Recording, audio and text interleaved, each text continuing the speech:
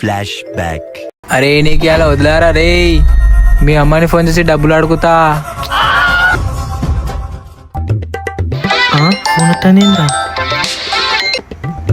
Hello hello, ఎవరు? నేను కిడ్నాపర్ని, నీ కొడుకుని కిడ్నాప్ చేసిన.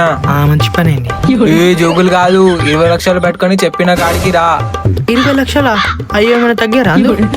నేను కూరగాయలు అమ్మేటోన్నా, బీరలు ఆడతాను. చూసి తీసుకోరా. ఇవన్నీ కాదు, తొందరగా డబ్బులు తీసుకొని రా. ఇక అవసరం లేదు, 10 లక్షలకి ఇస్తా అంటే ఉంటాను, లేకుంటే మా కొడుకు మీరే ఉంచుకోండి. ఇక మేము బీరలు ఆడుతుందిగా, 10 లక్షలు కూడా పోయేటట్టున్నాయి. సరే తొందరగా తీసుకోరా. ఇగో సంచిలో తెచ్చిన డబ్బులు తీసుకుని మా కొడుకుని వదిలేసే. ఇక సరే వెళ్ళండి. సంచి నాకి వెళ్తా. సంచి లేదు ఏం లేదు, పో. సంచి ఇవ్వకుంటే కథ వేరే ఉంటది. సంచి లేదు ఏం లేదు, పో, సతాయించకు, తొందరగా పో.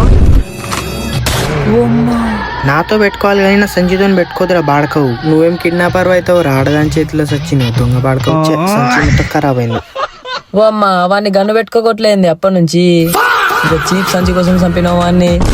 ఏదో కిడ్నాపులు చేసుకుని బతుకుతాను వదిలేసిన వానికి పైసలు ఇస్తే పోతాడు కదా అనుకున్నా. సంచి గురించి పెట్టుకుంటే ఎట్లుంటది తెలుసు కదా, పుచ్చ పగిలిపోతుంది. మా గిన్నె డబ్బులు ఎక్కడి నుంచి తెచ్చినవే? నీ బతికి అయిపోయింది నీకు. అయ్యో మంచి సంచి చెప్పాను కదా దొంగ వాడుకో. అయితే కొడుకు పోతే ఇవాళ లేకుంటే రేపు పుడతాడు. మంచి సంచి చెప్పిన.